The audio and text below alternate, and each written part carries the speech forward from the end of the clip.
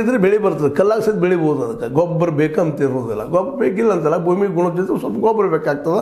ಅದು ನಮ್ಮ ರಾಸಾಯನಿಕ ಗೊಬ್ಬರ ಬಿಟ್ಟು ನೀವು ಸಹಜವಾಗಿ ನೈಸರ್ಗಿಕ ಒಂದು ಅಗ್ರಿಕಲ್ಚರ್ ಮಾಡೋಕ್ಕೆ ಅನುಕೂಲ ಮಾಡಿಕೊಟ್ರಂದ್ರೆ ಅವರ ಬೆಳೆದ ಬೆಳೆಗೆ ಒಂದು ಅಕ್ಕಿ ಬೆಳೀಲಿ ಅಥವಾ ಭತ್ತ ಬೆಳೀಲಿ, ಗೋಧಿ ಬೆಳೀಲಿ, ಮತ್ತೇನೋ ಬೆಳೀಲಿ, ಗೊಂಜಾಳ ಬೆಳೀಲಿ, ಎಣ್ಣೆ ಕಾಳು ಬೆಳೀಲಿ, ಎಲ್ಲ ಅಲ್ಲೇ ಮಾರ್ಕೆಟ್ ಬಂದು ಒಯ್ಲಿ ಅವ್ರು ಯಾರು ಬೇಕಾದವರು.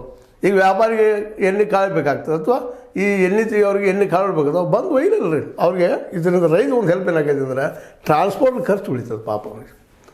ಈಗ ನೋಡಿ ಇಲ್ಲೇ ಒಂದು ಸುತ್ತಮುತ್ತ ಒಂದು ತಾಲೂಕು ಇರ್ತದೆ, ಯಾವುದೇ ಇರಲಿ, ಆ ತಾಲೂಕದಲ್ಲೇ ಒಂದು APMC ಇರ್ತದೆ. ಆ APMCಗೆ ಸುತ್ತ ಹಳ್ಳಿಗಳು ಬರಬೇಕು. ಯಾವೊಂದು 10 ಕಿಲೋಮೀಟ್ರ್ ಇರ್ತದೆ, ಯಾವೊಂದು 20 ಕಿಲೋಮೀಟ್ರ್ ಇರ್ತದೆ.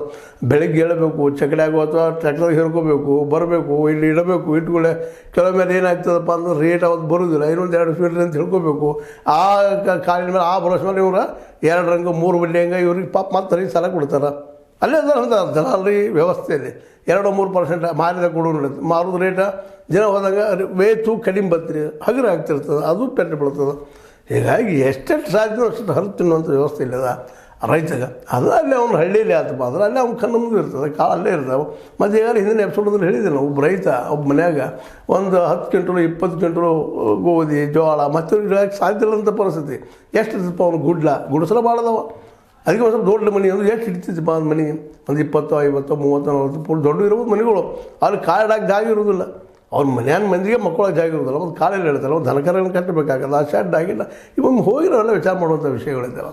ಈ ದಿಶೆಯಲ್ಲಿ ಅಲ್ಲಿಯೇ ಗೋಡೌನ್ ಕಟ್ಟಿ ಮಾರ್ಕೆಟ್ ಮಾಡಿಸಿದ್ರೆ ನಿಶ್ಚಿತವಾಗಿಯೂ ನಮ್ಮ BDCC ಇಡೀ ರಾಷ್ಟ್ರದಲ್ಲಿನ ಒಂದು ಆದರ್ಶ ಆಗ್ತದೆ ನಿಶ್ಚಿತವಾಗಿ. ಯಾಕಪ್ಪ ಅಂದರೆ ಇಡೀ ದೇಶದಲ್ಲಿ ಯಾರೂ ಮಾಡಿಲ್ಲ, ಇದನ್ನು ಎಲ್ಲೂ ಮಾಡಿಲ್ಲ.